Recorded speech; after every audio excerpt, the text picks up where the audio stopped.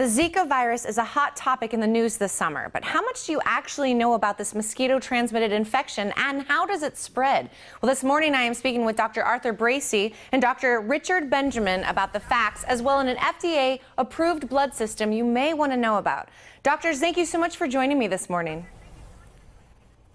Thank you. Thank you. Now, I know I just said, this is really kind of hot in the news right now, the Zika virus, but there are several misconceptions, I think, that are out there. So maybe if you could clear some of those up for us.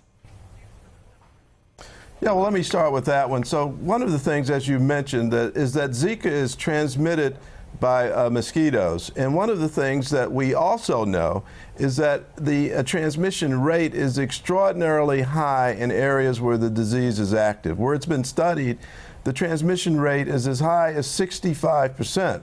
It also, though it sounds foreign and unusual, it is impacting the U.S. And we have now some 1,300 travelers, including about 360 pregnant women who've been exposed to areas where the risk is high. Now, we also thought that it was going to be a mild disorder, but we now know that there's severe neurologic derangement that occurs in the fetus, what we call microcephaly, where the brain doesn't develop normally. So it's clearly a very high risk for women who are pregnant or planning to get pregnant.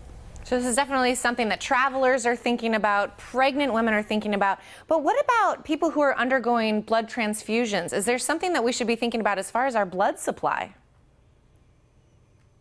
Zika virus is clearly transmitted by blood transfusion. It's been shown in Brazil now. So two things. The FDA is very concerned about if Zika were to break out on the U.S. mainland, how we would deal with that.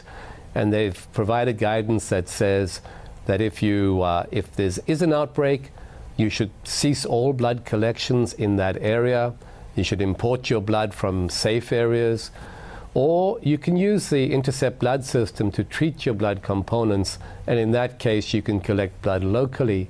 Now, this has already happened in Puerto Rico, where there's a massive epidemic happening today with 1 in 60 blood donors who come into the blood center perfectly well, but actually have Zika virus in their blood.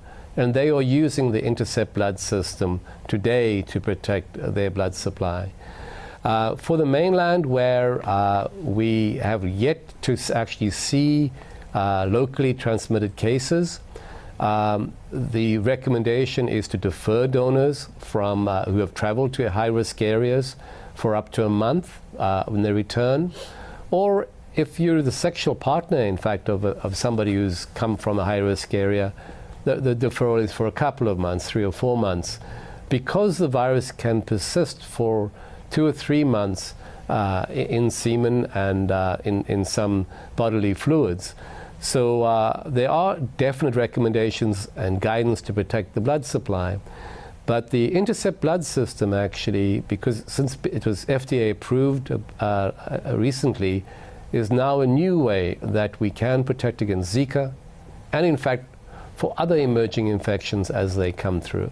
So doctors, talk about how this system is so effective. Why is it so effective against those mosquito-borne threats out there? Well, the Intercept was actually designed over the last 20 years and implemented in Europe, in fact, for the last 10 years, and has been treating probably about 3 million Europeans before it got approved in the US. It's designed to non-specifically target the DNA and RNA in viruses, bacteria, parasites. So it's not just targeted to Zika, it's targeted to all viruses, all bacteria. And so to do that in a broad fashion, it really has to be very, very effective and efficient.